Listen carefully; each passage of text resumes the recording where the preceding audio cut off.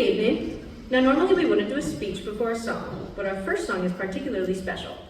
Warm Summer Sun is composed by Asa Wheeler, who's a senior here at OHS.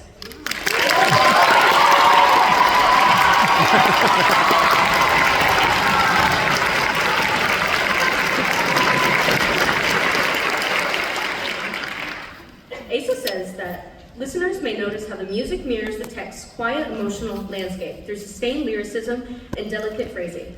The work avoids overt dramatization, instead allowing its emotional weight to emerge gradually through warmth of tone and stillness. Asa is going on next year to study music performance in bassoon at MSU, and also has another piece of his being performed at the orchestra concert tomorrow night.